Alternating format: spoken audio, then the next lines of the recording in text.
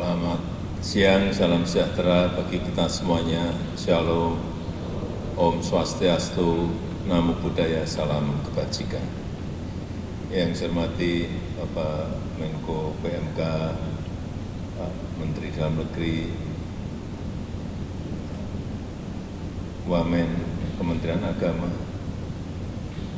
Bapak Pimpinan Otorita Ibu Kota Nusantara, yang saya hormati Ketua Asosiasi FKUB Indonesia, Bapak Ida Panglingsir Agung Putra Sukahed, yang saya hormati seluruh jajaran pengurus Asosiasi FKUB Indonesia dan Ketua serta pengurus FKUB Provinsi se-Indonesia, Bapak Ibu hadirin dan undangan yang berbahagia. Pertama-tama saya ingin menyampaikan ucapan selamat datang di Ibu Kota Nusantara.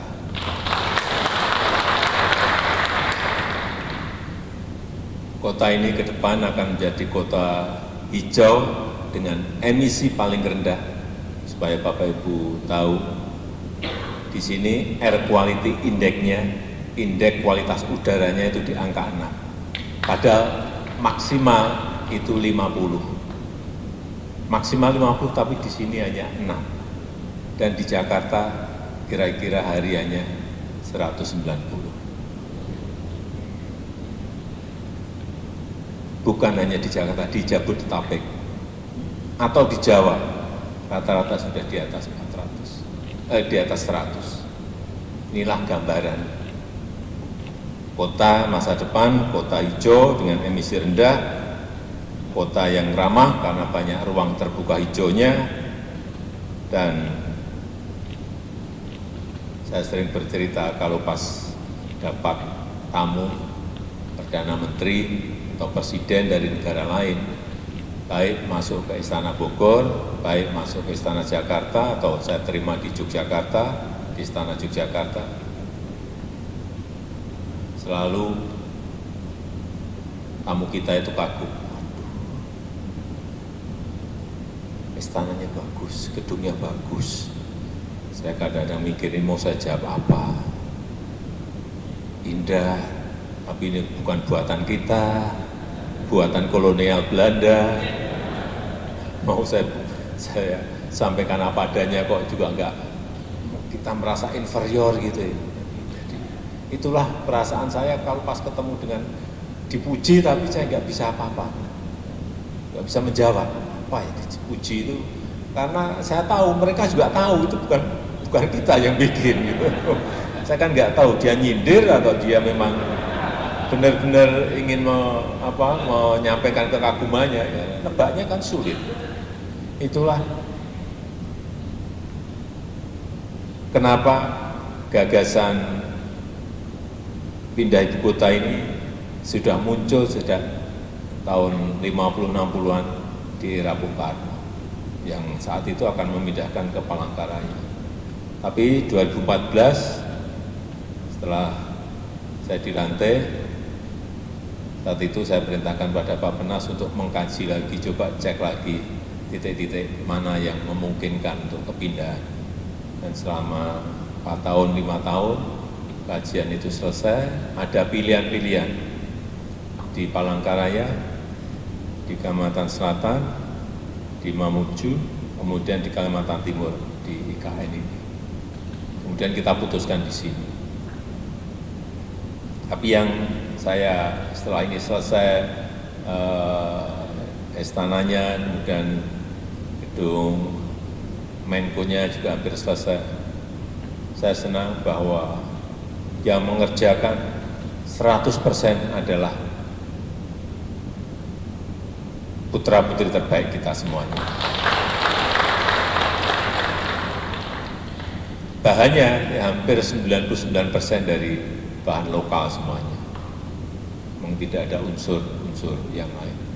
Ada yang bertanya pada saya, Pak, lampunya kok bagus sekali. Jangan-jangan dari Itali, bukan. Ini lampu dari Boyolali. Lampunya dari Boyolali. Saya tahu betul yang buat ini siapa, saya tahu. Di desa yang namanya Tumak, di Boyolali.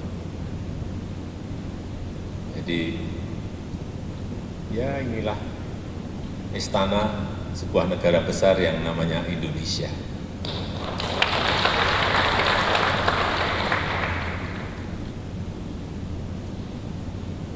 Kota yang dirancang dalam menancapkan tonggak peradaban Indonesia nanti di Indonesia Emas 2045, karena ini baru dimulai. Ibu kota baru ini baru dimulai. Selesainya mungkin bisa 10 tahun, bisa 15 tahun, dan bisa 20 tahun. Jangan berpikir ini sudah dipakai, enggak. Masih panjang. Masih panjang.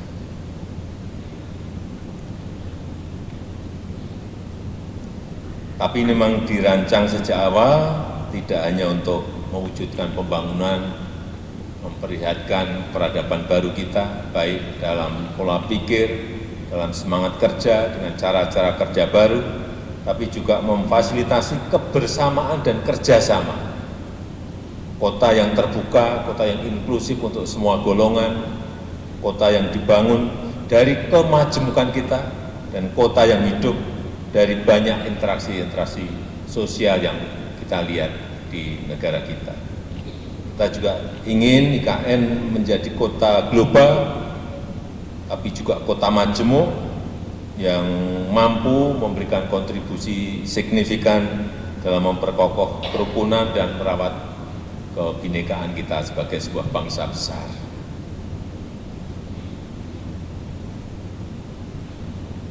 Karena kita tahu dunia sekarang ini sedang tidak baik-baik saja, banyak konflik muncul beberapa tahun belakangan ini yang berkepanjangan, juga perang yang bergulir di belahan dunia. Saat kita merasakan zaman semodern ini masih ada perang. Dan kalau kita berpikir secara normal, masih ada. Dan peradaban baru, dalam peradaban modern masih ada perang. Baik itu di Ukraina, baik itu di Palestina, ini ditambah lagi sekarang dengan perang di Lebanon.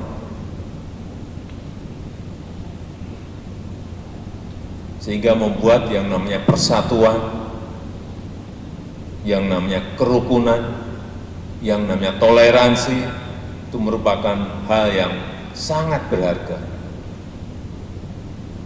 sangat bernilai tinggi di negara manapun.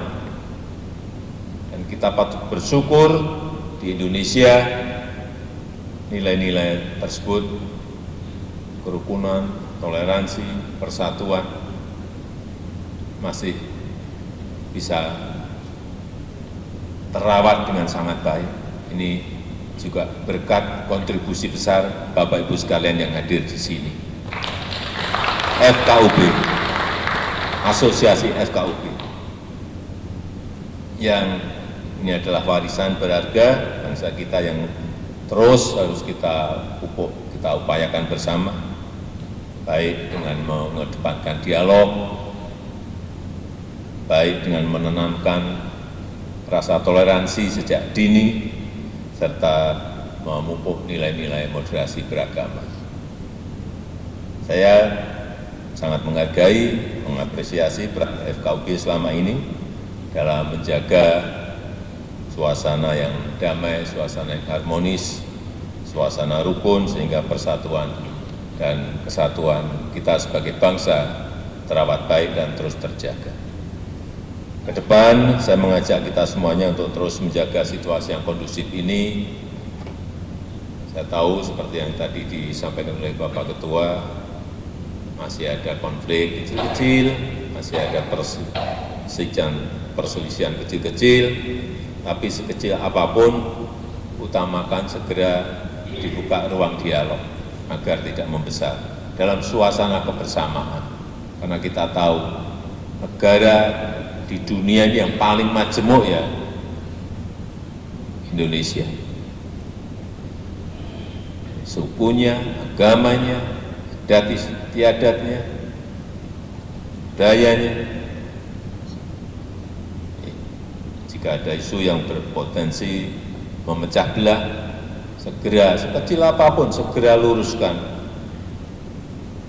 dalam suasana yang sejuk, dalam suasana kesejukan, agar stabilitas terus terjaga sehingga pembangunan bisa berlanjut dan pertumbuhan ekonomi kita sebagai sebuah bangsa besar bisa terus kita kembangkan dan kita tingkatkan.